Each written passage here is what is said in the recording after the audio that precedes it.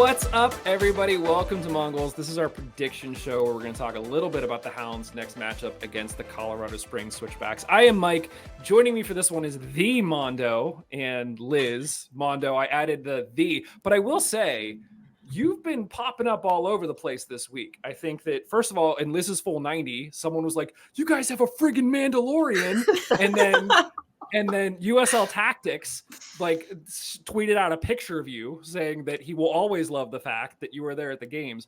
My question for you is do you see yourself as the Mandalorian, or is that like some other persona, like Batman and Bruce Wayne, where like you kind of put that on and you're a different person? So it's a little bit of both. It's hard for me so much. Actually, it's very much Batman and Bruce Wayne. So as Bruce Wayne probably thinks about being Batman all the time. Yeah, because Bruce Wayne has to think about being Batman all the time, right? Like it's got to be like, okay, what can I do to help myself when I'm not myself? But it's completely a different persona. Like speaking from like a mental health ADHD standpoint of things, I'm not diagnosed. Please don't go there. I'm trying. I'm working on it. I have the phone number, but in typical ADHD fashion, I have yet to call the phone number. Okay. It's fine. Everything is fine. I can disassociate and I can be somebody else under the helmet that I am not under the helmet. So, like that's helpful to me because, you know, disassociating sometimes is great.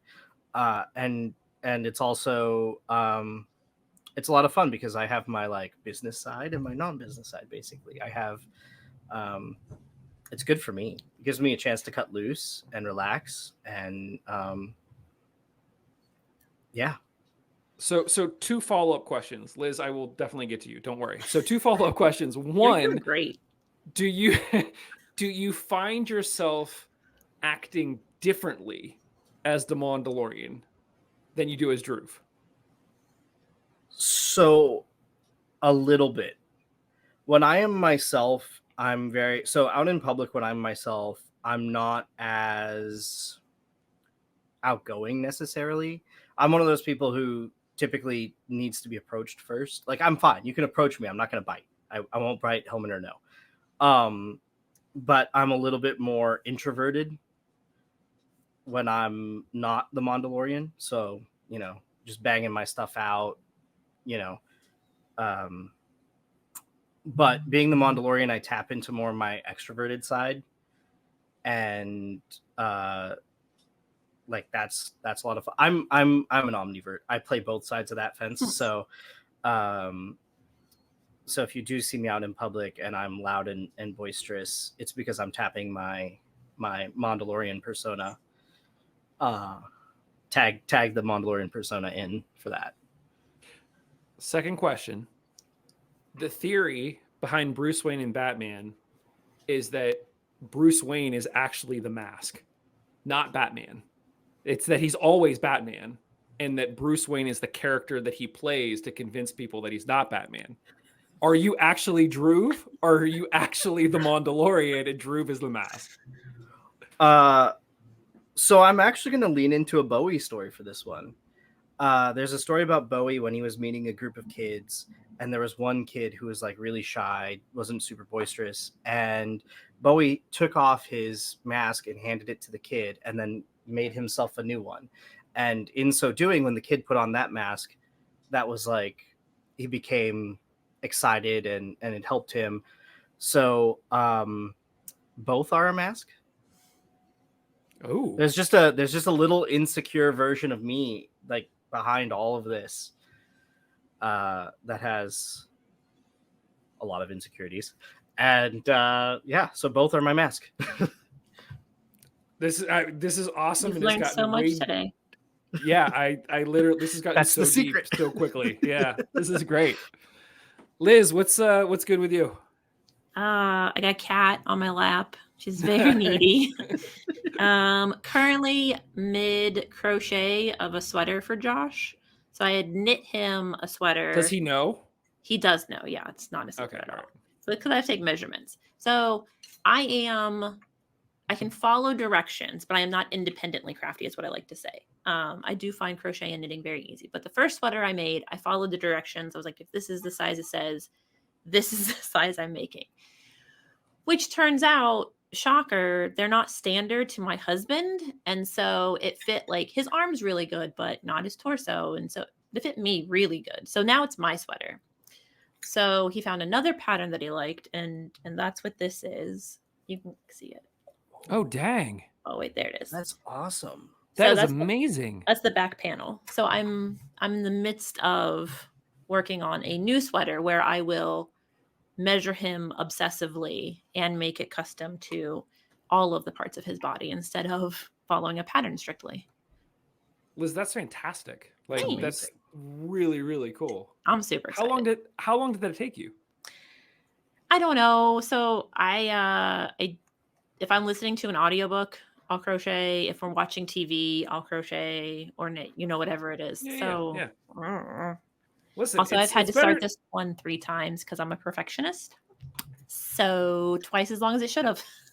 Listen, it's better that you're doing that than like doom scrolling while you're watching TV or doom scrolling while you're listening to an audiobook. So yeah, good for you. It's exciting. That's awesome. That's good. Good. I love crafts. Obviously. Obviously, yes. Yeah. Sorry. No, you're good. Also, don't Mike, let's not let anyone fool you. Like, you love a good project. What's your latest project? Because you always have one. Oh, good Lord. I do love a good okay, so one of the latest things that I've started working on is I started learning Python. Because there are other projects that I would really like to do and implement that requires some development knowledge. I've learned various development languages over the years, and for whatever reason, I never picked up Python. So I've been doing Code Academy to learn Python, and I've been enjoying it. I mean, it's pretty straightforward. But I know somebody who teaches Python. I'll connect you. Okay. But interestingly, there's a lot of data analysis and things that you can do with Python. And there's actually a book. It's for kids, but it's like what's it called? It's like Code for Soccer or something like that, where it's specifically using Python to be able to crunch statistics about players and like things about the game and produce like really cool visuals. I'm not saying that's what I'm going to use it for. I have other things that I plan on using this for that will remain a secret for now. But yeah, that's kind of the project. I got a ton of sun today because my oldest was finishing his eagle project. So we went out and hung so like cool. 20 bird houses out at Powder Mill, which was a blast. It was hot, but that was a good time. So yeah, it's a little bit of this, a little bit of that. They're getting ready to start school. They basically have had preseason all this week. Tomorrow night they have what's called Meet the Rams night, where like we go to the stadium and they announce all the players on all the teams, and it's really kind of weird, but whatever. It's kind of weird. But it's not very uncommon, soon though. they will have Bellevue games. does that. Yeah. But very soon they'll be having games, and they go not next week, but the following week they're back to school. So it's sounds terrible. Yeah. Man, we're ready at the end of summer. We're there, man. It's over. Stop! Don't say that. Stop it. Oh, if it makes it any better, I think next weekend's move-in weekend, so we get a game and move-in weekend at the same time. That's fine. I mean, I'm not going to be over there for sure. No, staying on this side of the river. Yeah, no museums next weekend. Don't make that plan, guys. Yeah, this is your warning. It'll be a mess. Mm-hmm. Yeah, don't do that. Guys, let's talk a little bit about news before we get into the actual game. So first up, Pat Hogan made the USL Team of the Week. Eric Dick made the bench. I thought it was still kind of funny. Yes, Eric Dick got 2 shutouts back-to-back. We talked about it a little bit in the reaction show that on the broadcast, they named Eric Dick the player of the game immediately after stating that he didn't have a single save to make. So I was like, well, that's kind of nice. Like, didn't have to make any saves, but he's the player of the match. But obviously, kudos to both of them. I mentioned or I congratulated Pat Hogan when I talked to him in our pre-gaming episode. If you have not listened to that, go check that out. Really interesting. He dove into sort of all of the injuries that he's had, including some stuff that wasn't really public knowledge until now, some scary stuff. So go check that out. Really great dude. Had a really good time talking to him. So that happened. The other big news is that Lexington is going to be joining the USL Championship in 2025, and so is Brooklyn. So one of the things that I wanted to ask you guys is that is massively going to expand who else is going to be in the East. And our buddy John Morrissey, USL Tactics on Twitter, proposed instead of 2 divisions, 3 divisions to the USL, basically a West, a South, and a North, in which in the Northern Division, you would have Louisville, Lexington, Indy, Detroit, us, Loudoun, Brooklyn, Hartford, and Rhode Island. And my question for you guys both, Liz, I'll start with you, is what do you think of this idea of sort of more centralized divisions? Whereas right now we have sort of East and West, you still play every team. We play each team in the East twice. We play each team in the West once. But in this case, if we had even more condensed, and it's basically 8 or 9 teams that we sort of see all the time, and maybe we play everyone else once or not. What were your thoughts? What would your thoughts be about something like this, Liz? I think this is good for travel for the teams, right? Because you probably have more direct flights or potentially buses if you choose to bus for like a lot of these. So like from that aspect, I get it. But I just don't. I don't know. I have not amazing feelings about it just because like COVID year was so godforsakenly boring to watch the same teams over and over again. And you feel like you don't test yourself against maybe teams that are really hot. And then when you get into the playoffs, it's just like, are the best teams there? Is this what we want to see? Those are my concerns about this. So you get boring, whatever, in conference play, and it gets really stale and you're not actually challenging yourself. Other teams aren't challenging themselves. So I don't love it, but I think maybe fiscally it might make sense. Okay, taking the business side of things. Mondo, what do you think about a proposal like this? So I'm the exact opposite. I understand physically this is cool, but also I hate it. I'm That's sorry. not the opposite. That's the same. No. Opposite in that I just flat out hate it. I refuse to see the good in it. Because, so simply put, I think that this means, as much as I love having this many teams, I think that means you're looking at schedule congestion. You're looking at I am of the opinion, I like the way the Prem does it, right? Every team plays every other team home and away. Done. Easy. If you want to do that in a reasonable season, you can't have more than 20, 22 teams in a division.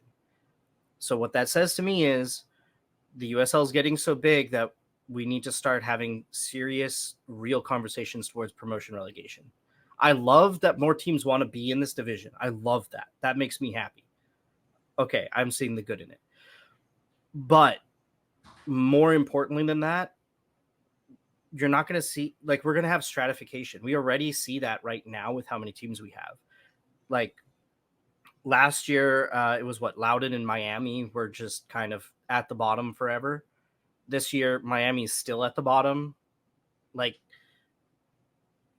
we're seeing a situation where teams are starting to get into a zone and then stay there. And I think because of that, we need promotion relegation to kind of drive more excitement. And so we can add more teams, because also, yeah, we have 2 more teams next year, but let's not forget we have another one coming in Minneapolis, right? That should be in 26 if I'm not mistaken. So we have more teams on the horizon joining the USL Championship. I think we're having bloat. I see what you're saying, and I'm also for promotion relegation, but because of our landmass, I think that we could do a true East-West. Like, we should be concentrated. I don't think it's dire to have promotion relegation right now. I think you could have 22 teams, East and West, and then you'd have to change up how you did playoffs maybe to make it more competitive, like a home and away match for a certain period of time until you get to the top. So there's not as much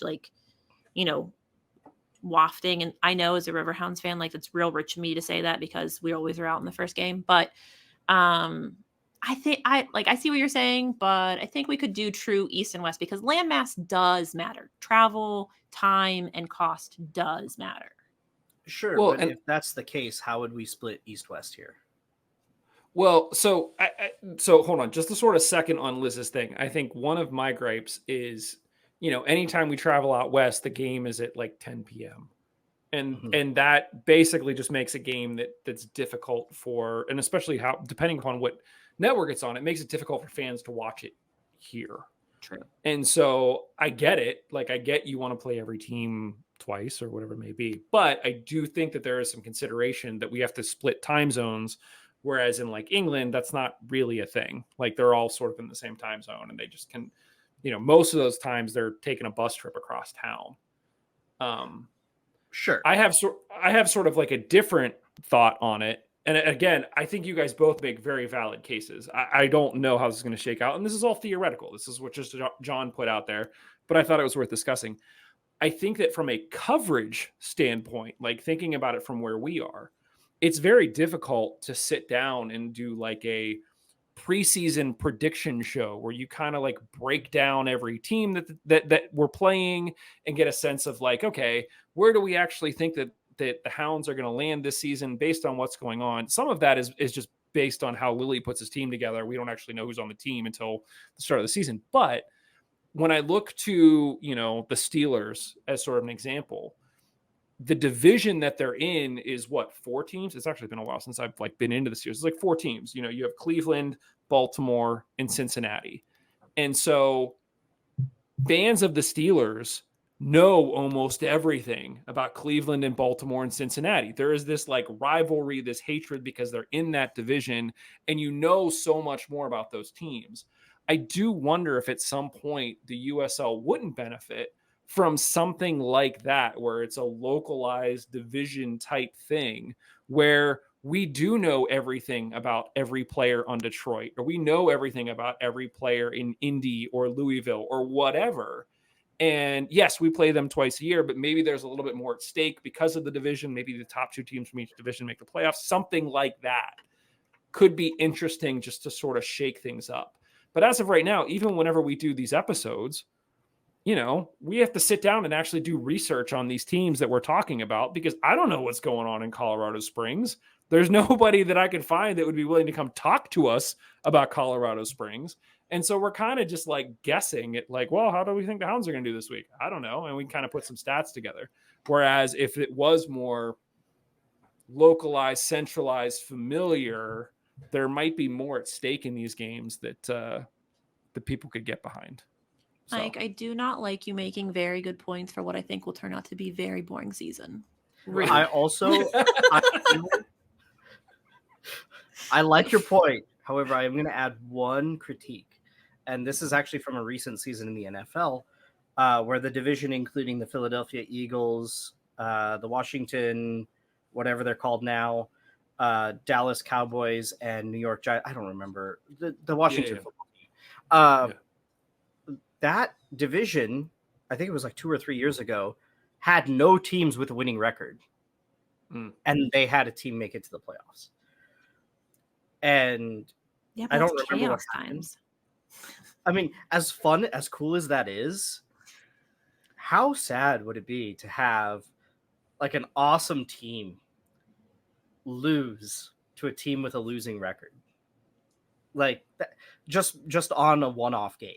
Right, like on a wild card one-off type game. So I was going to say, welcome to the Hounds postseason. Like, I know, every but like single year. So it's one thing when it's like, it's one thing when a team has made the playoff line from what they've done over the course of the year, right? It's another where they've made the playoff line because of a technicality. Because there was like a team that didn't make it to the playoffs that year that had a better record. But right. Because the divisional champions all go to the playoffs, they went in. And that's what I'm talking about, is like, how much would it suck if we're on the bubble? And just because one team won their division, that sucks. And they have a losing record and they're worse than us. and we had not the best season, but not the worst season. They get to go and we don't. Like, that would just be, for any team, that would suck. Yeah, I mean, but that's sports to some extent. I don't know. Like, I do think like this brings up great questions about USL needing to figure it out. So they're gonna have to put in like hard thoughts about scalability, which is a buzzword I love to use in my conversations. But they just it's untenable at this point where USL is going to stick around, soccer is going to stick around. And if we're going to keep adding teams, and you saw the map, there's tons of space to add teams, assuming we can get the support and whatever. But like, how do we support maybe more geographic diversity and get it to places where there could be, supporters, or there could be, communities that maybe traditionally wouldn't put forth the bid or wouldn't be interested, but if you go to them and you propose something, like maybe USL, this is a sign that like they need to be a little bit proactive and not just say, yes, we want a cash cow. I got it, guys. Loud and clear, America wants a cash cow. But what do we do to make the game actually like build to something? And here's like our end goal. I think that they need to think about the future and not like 2 years from now. They need to think, what would we like to see 10 years from now? And how do we help that just a little bit every year? Incremental improvements, incremental community changes, incremental whatever it is. Like, those are the conversations that I don't think anyone has had, because A, you didn't know if you were going to survive. And B, there was low hanging fruit. We're way past that now. We got to do something. And I think that I would like to hold their feet to the fire and be like, what are you doing? Yeah. I agree. To add one more wrinkle to that is, it's funny because you're not just building a singular team. Like, the USL has now fostered a environment where you are building a club and you're building a fan base that supports the club. So we're not just going to have a men's team anymore. We're also going to have a women's team. And now you start getting into a situation where if you create different divisions for the USLW or the USL Super League, when I was talking to our guest from the Detroit, or on the Detroit Insider, he was saying how, the women's team plays in a different division than the men's team. So they see different teams and you develop different rivalries. Like, is that something that we want as a league, or would it be fantastic to like hate Indy because we hate both their women's team and their men's team, rather than say like, well, the men's team play them, but the women don't. So like, your point, there's all these layers to it. I think that even if we both play indie, like, whether or not the men's team is good is not going to indicate whether or not the women's team is good consistently. So you're probably just going to get naturally different rivalries. Yeah. Regardless. Yeah. I was thinking like club versus club, but it's not that simple.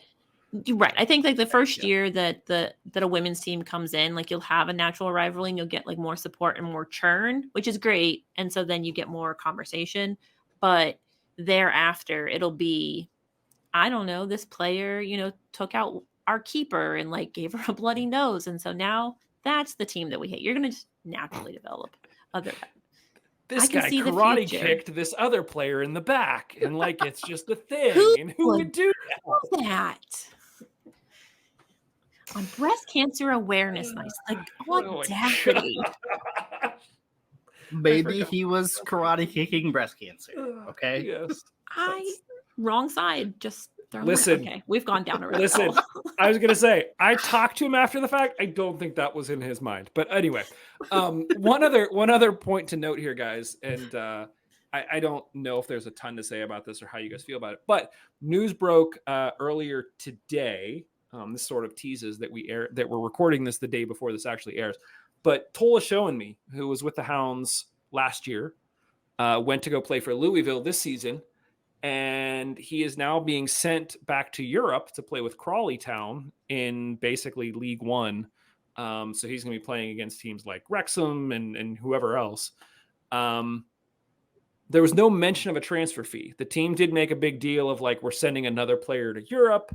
You'd have to imagine that, considering that this is sort of the signing period for the European teams, that they probably got something for it, maybe. But I think the Steel Army put out the tweet that like the Hounds are doing this all wrong, where we just kind of like let people walk, and then you have the follow-up team is sending teams to Europe.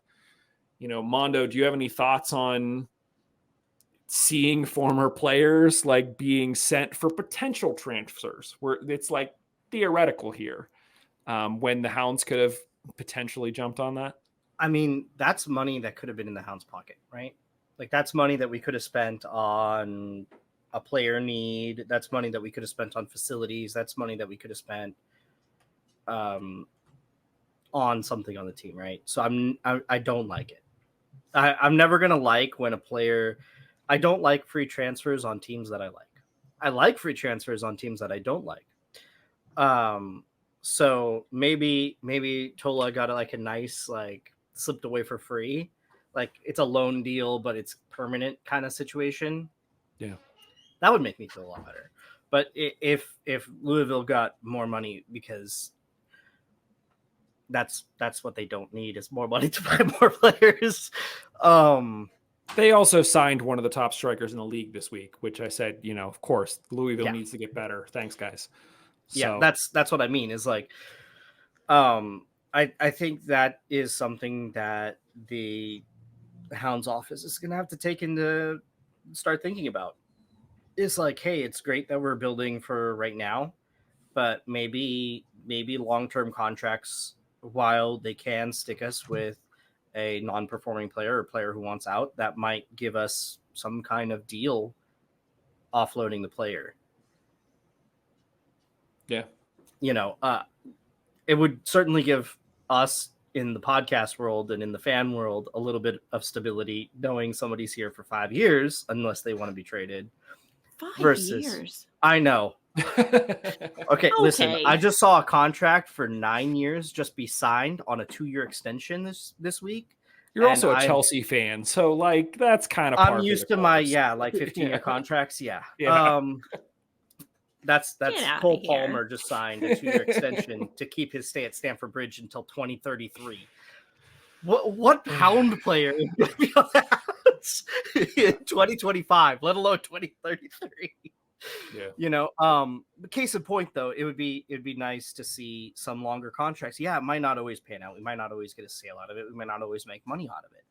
But it's something that maybe the office should start considering, because this is another Hounds player who's gone overseas now. Yeah. Liz, do you have any thoughts on this? I have so many thoughts, Mike. I'm sure you're shocked. So this is what I think. I think that this is the memo that we should write to Bob Lilly.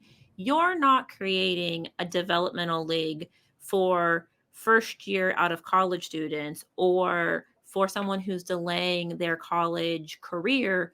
You're developing for the EPL. And so you need to, that's how we get him to change, right? Because we know Bob likes to say, I am molding whatever future.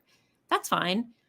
Mold a future that does a lot of things for a lot of people. So let's mold. And I agree, like it'll mean that we have to have longer contracts, because Bob's an acquired taste. He's hard to deal with, right? And I think that also like it takes a while to warm up to a player. Like he needs a moment to happen where he's like, oh, we have an inside joke, so now we're friends.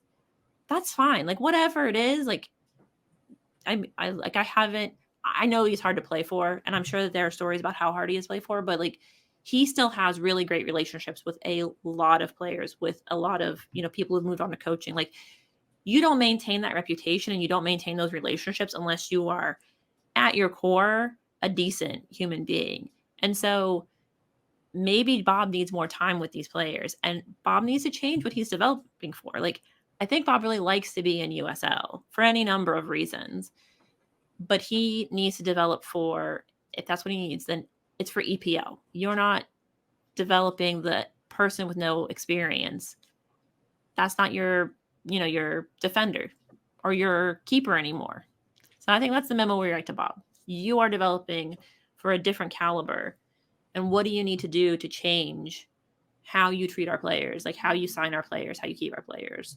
And I think that's good for USL. It's great for the Hounds, probably. Like all of the things that Drew said, like, that's how I would get Bob to do it. Yeah. Mike, what about you?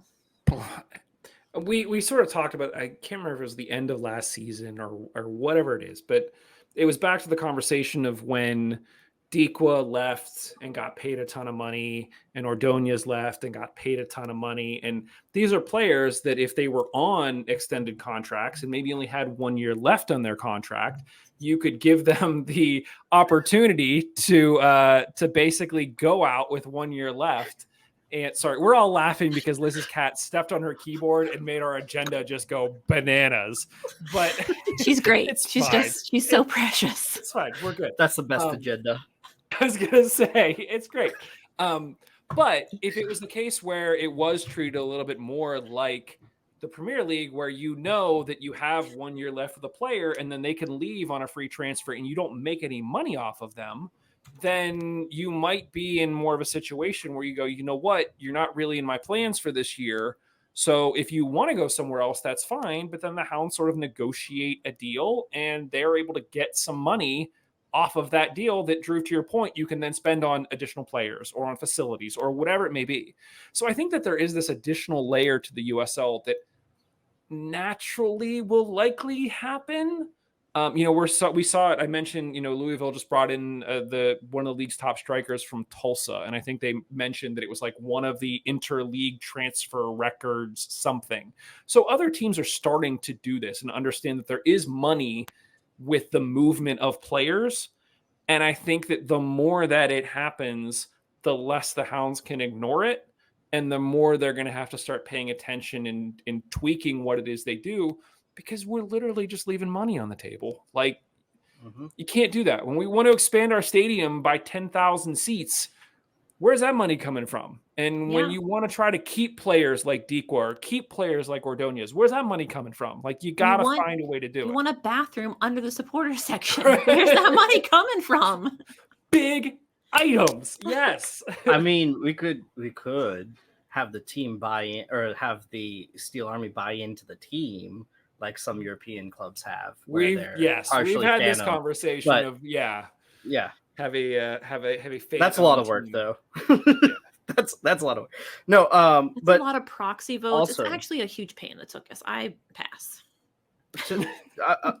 Yes, I mean, but to your point, Liz, like even clubs in the lower bit of the pyramid in England know if we're developing a player for us, but if we don't get promoted fast enough, we know somebody big is going to come swim in for that player. And you see that all the time with championship players, League One players, League Two players, like being bought upwards in the pyramid. And I wonder, so this is going to go on a side tangent, go on a side quest with me, guys. So we have like a big pay to play system for our academies, right? Like that's a huge deal. But if we're focusing on this, that like you can develop somebody with the thought of signing them for a certain amount of time, because then possibly you're developing for X, Y, or Z. Like that, to me, that feels like a natural. And you see someone with natural talent and you're willing to invest in them and you get them out of that strict pay to play, right? Like you give them an opportunity and then you reap the benefits on the back end. Like, is that like, I think that is a way to, I know why pay to play is. I know why it works. And like, I think there are lots of things that break down if you don't have some of that. As much as I hate it, I don't know. We're a capitalist society. I understand it. I don't like it. Here we are. But I would love to see someone with like a natural skill and for them to be invested in. I mean, and then right now it's very difficult. Josh and I tried, a couple of years ago, it was multiple years ago at this point, we're like, we would like to sponsor someone who maybe is having difficulty, and just finding a name, finding a person, figuring out what the fees would be like. It was shockingly difficult. And it's because the system just doesn't operate that way. Now, I don't know if it's easier now. It just was a disheartening experience for us, quite frankly. But is that like how we supplement pay to play? Question mark? Potentially. I mean, I think part of me wonders, we've talked a lot about how sometimes these players get to sort of the peak USL And our gut is like, well, they're likely going to move up to MLS. Like this is going to be a thing. They're going to jump up to MLS. I think that the problem is that MLS sort of has a chokehold on the first division here, and they are not interested in paying transfer fees to the USL. They would much rather take somebody who's like close enough to what the USL has to offer and just like promote them through their team and give them more minutes and take a chance on them rather than try to pay money for somebody in the USL and hope that they work out. I think that this idea of skipping past the MLS to Europe, where they are used to this system, they look at players and say, okay, we're going to spend some money. We know there's a transfer fee involved. This is a player we like. It's a player we think is going to fit in. You know, to the point of like getting Bob to think about, we're not trying to just get to the best of USL. We're not trying to get people to MLS. MLS doesn't want to play ball. No. Look outside the MLS. Like, look at the rest of the world. That's where the money is going to be, not from MLS. So yeah, and also like, I mean, MLS is pulling from other places as well. Like they're looking broader, right? So they're looking at other people's academies, like Liga MX. Like there's a lot going on that I understand why we haven't been involved up until this point. And I don't know the USL. I'm sure they had aspirations of getting where they're at now, but I don't know if they actually thought it was going to happen. Yeah. And now here we are.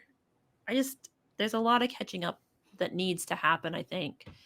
I think that you need to change how you think about it, but it's harder because USL doesn't have the single entity system, and I don't really want the single entity system. Like you want the individuality. I don't want your GAM, CAM, RAM, whatever the fake and real money is. I don't understand any of it, but how do you still break into those other leagues? And like, there's a lot of other developed tiers across the world, and we're a connected globe at this point. So like, we should be thinking more globally.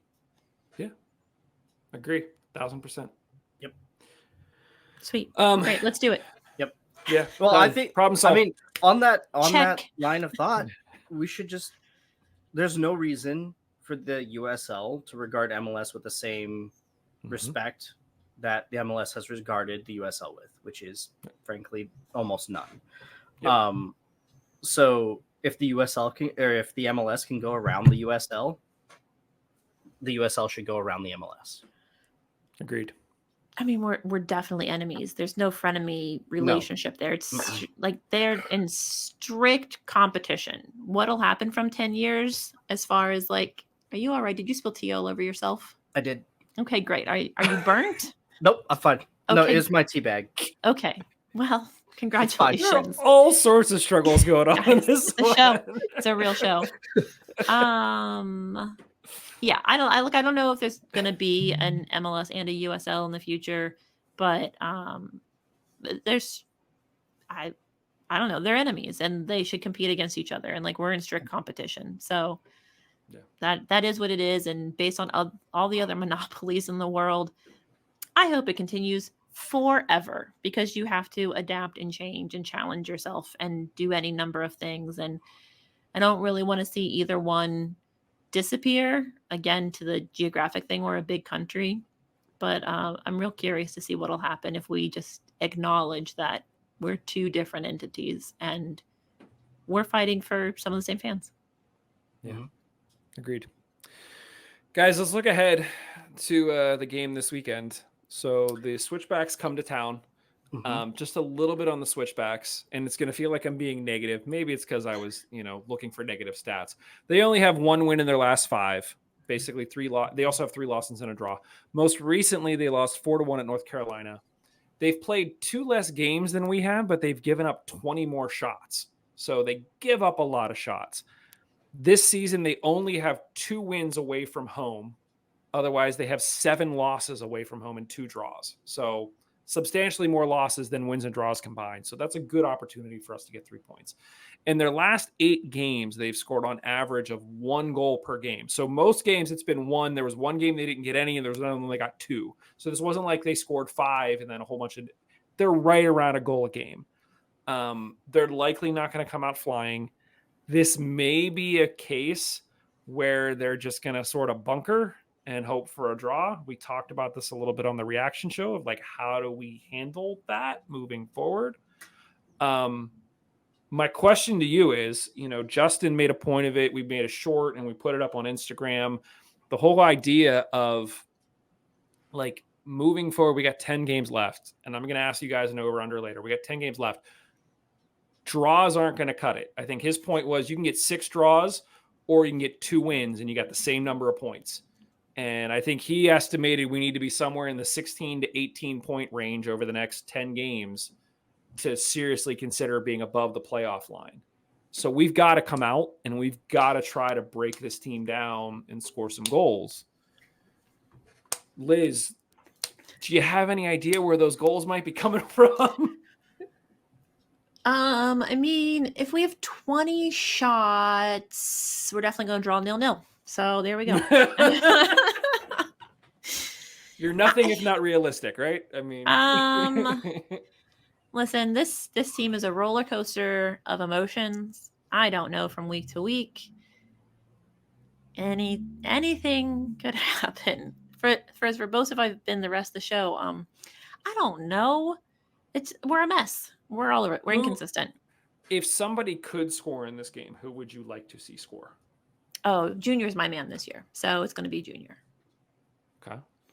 Mondo, do you have thoughts on how we potentially score in this one?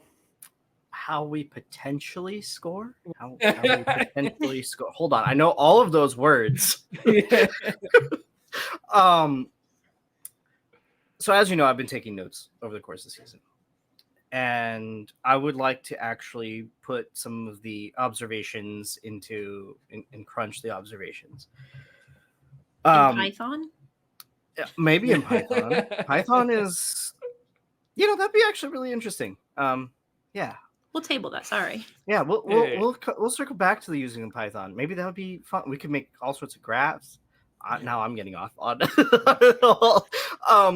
No, but seriously, so with what I am suspecting is Bob's formation tomorrow. Saturday, yeah. Saturday. Anybody could score, really. Who would I want to see them score the most? I would love Junior to score. I would love Danny Griffin to score. Or I'd like Walty to get a goal in, just because Walty's been putting in the shift as a defensive midfielder, and I just want him to have like a little more oomph in his step, because he deserves it. How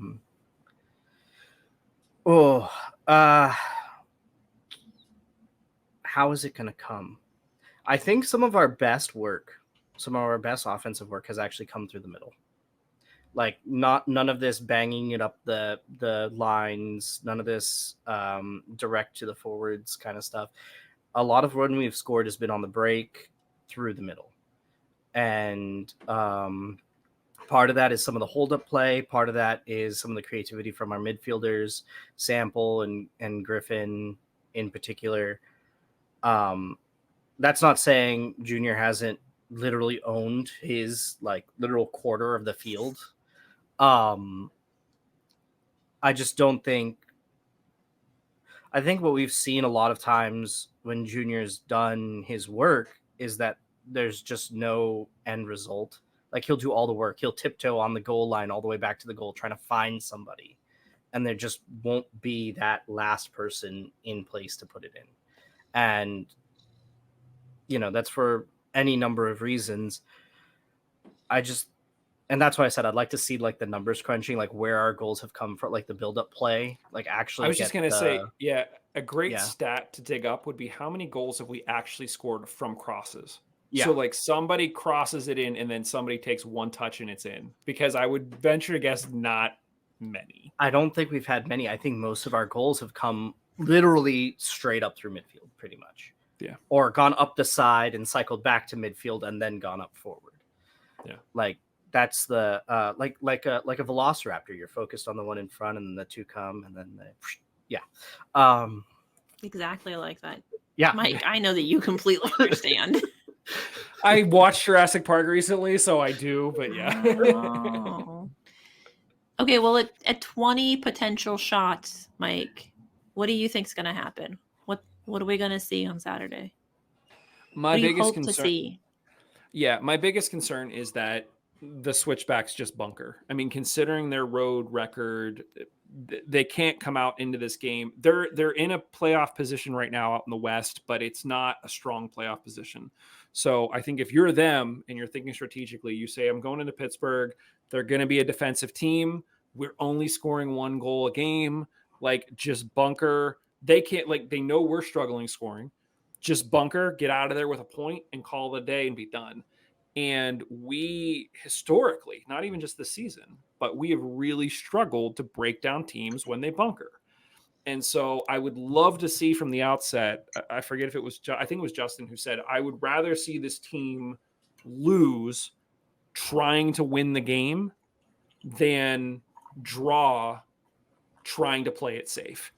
And so I think this is a case where if you're going into it and you have a hunch that the opposing team is going to bunker, you switch things up. I think I would love to see Griffin pushed a little bit higher next to Mertz.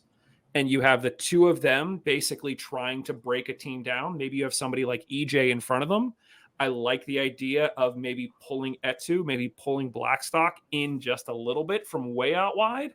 So you have sort of the Etu, you have the Blackstock, you have the EJ up front, you have Mertz and Griffin behind them, and they're trying to work the system to really try to break these teams down.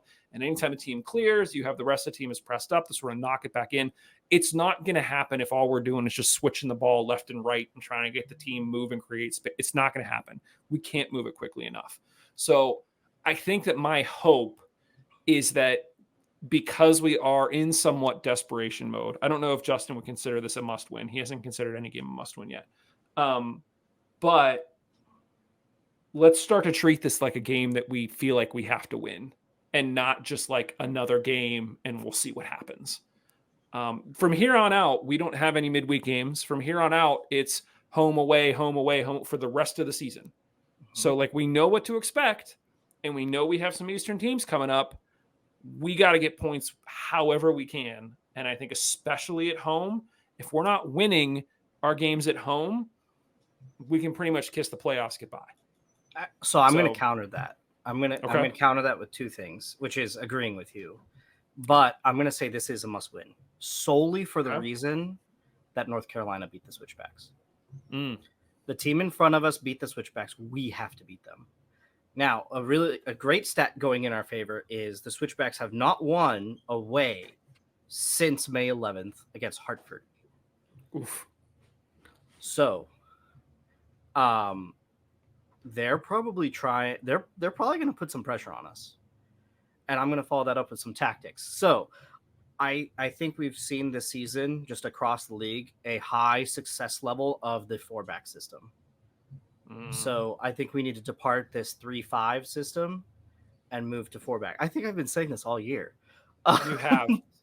I don't think Lily's going to listen to you. No, I agree with you. I agree with you, but yeah.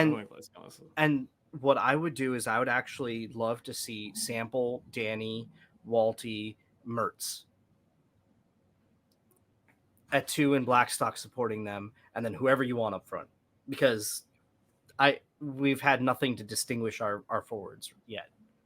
Counterpoint, building off of what Mike said, I think that I want to see 35% possession and I want to see chaos in the box. Right? Obviously, we do better with less possession. I don't know why it's true, but it's true. But instead of trying to be pretty, I want everyone shooting all of the time. Take those shots, make it happen. We're not going to be pretty.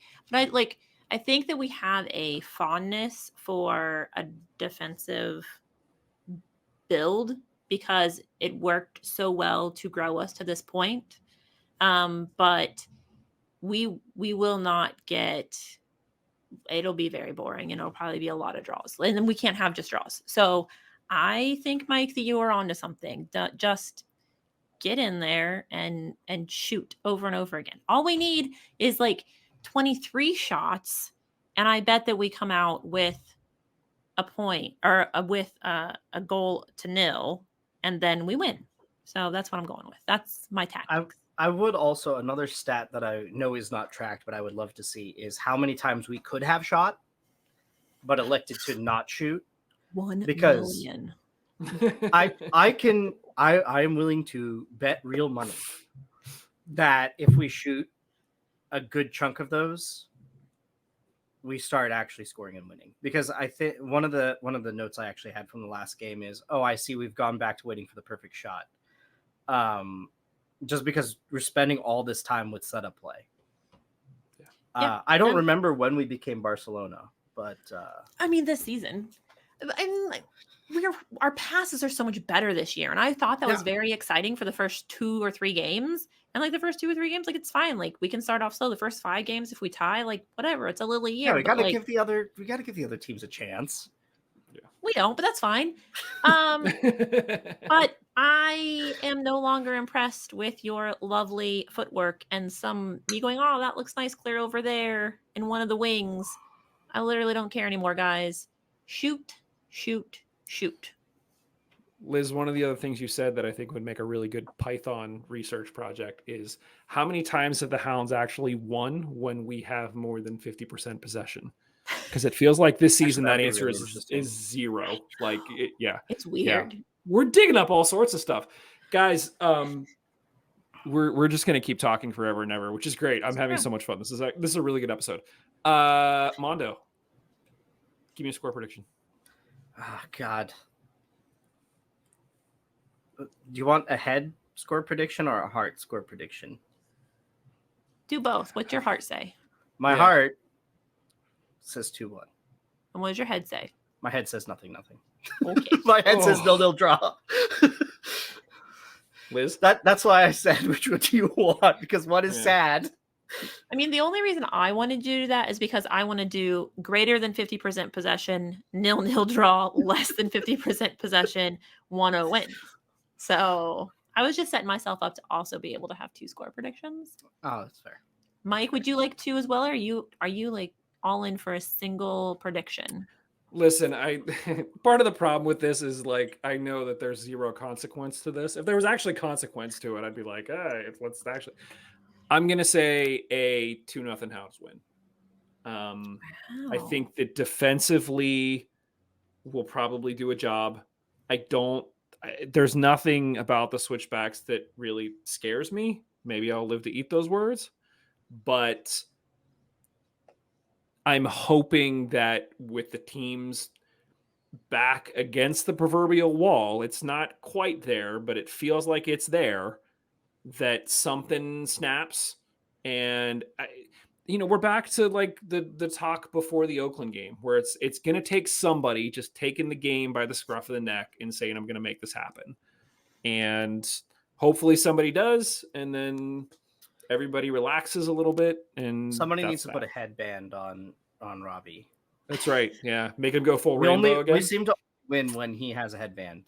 I really appreciate, Mike, that your continued confidence that playing it wrong out of the back isn't going to result in a goal, because my Lord, the number of times in which we have tried is shocking. Add that to the stats somebody needs to look up. Yeah. What? I mean, I blame, and I'm sure that there's like more communication than I see, but I think we have the quietest back line of any season I've seen. Like the chatter, and I don't know if there's like better understanding, whatever it is, but for me personally, I'm like, y'all need to talk a lot more. You know what would solve that?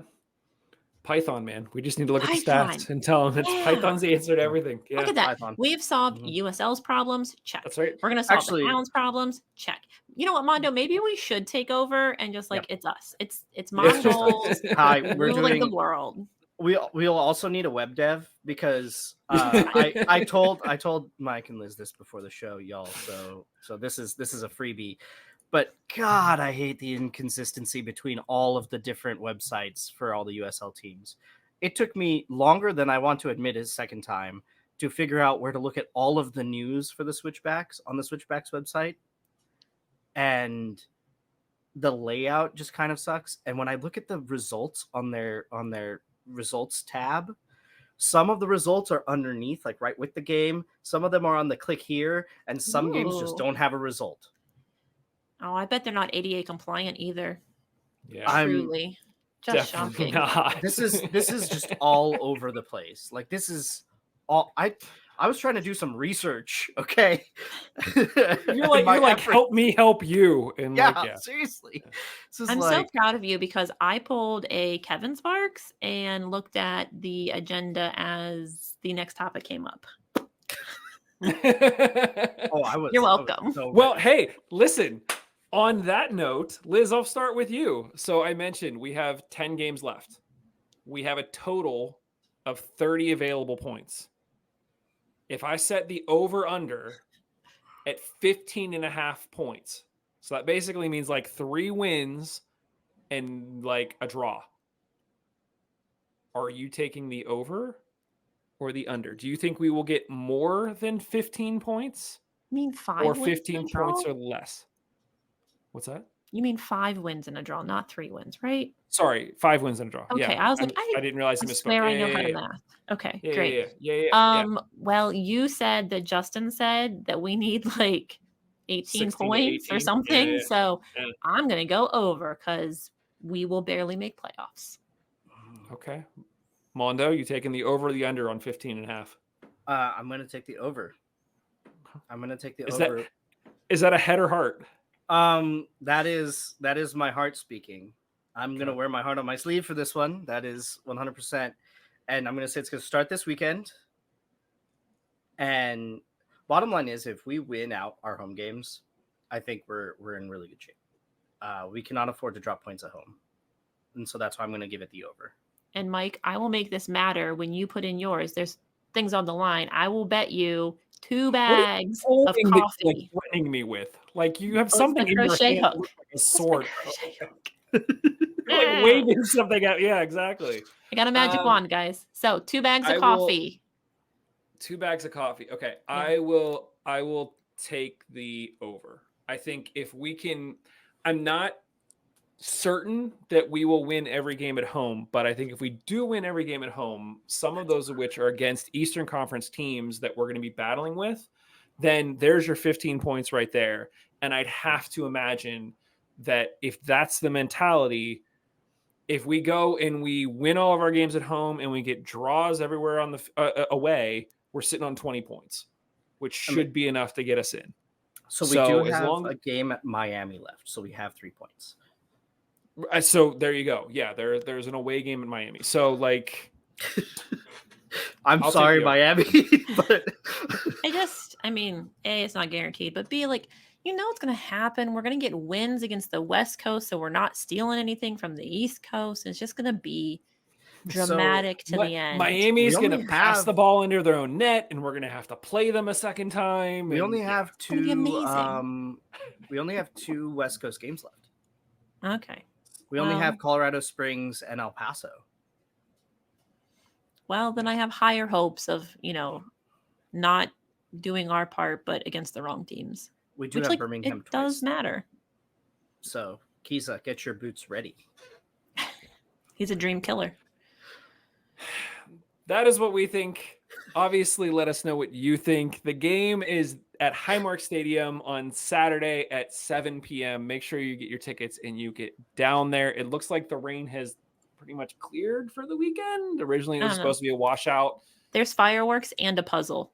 Mm-hmm. Rain be damned. damned. I forgot they were giving away the puzzle. I saw the video of the puzzle, and I was like, that actually looks like a really fun puzzle. So, yeah. Oh, man. And it's a 1,000-piece puzzle. Is it? Go get the puzzle. I didn't pay any attention. I think that's what it said. It either said 100 or 1,000. I could have added an extra 0. Betting 100. I could be wrong. I was gonna say they showed a video of like interns. Yeah, it looked like massive. It looks legit. So... Yeah. Okay. Yeah. We'll see. So get down there for fireworks and the puzzle. Guys, this was a real joy. These are typically like 10 minutes long, and we just talked for an hour about all sorts of stuff. So we're great. Really enjoyed it. We have a lot of USL stuff to cover. We did. And Python. Yeah. Any final thoughts before we get out of here? No, I'm done. Yeah. That's it. Cool. Thanks, everybody. for listening or watching. Make sure that you subscribe to this however you're enjoying it so that you get the latest Hounds content, which we can promise we will be bringing you very, very soon. Bye, guys.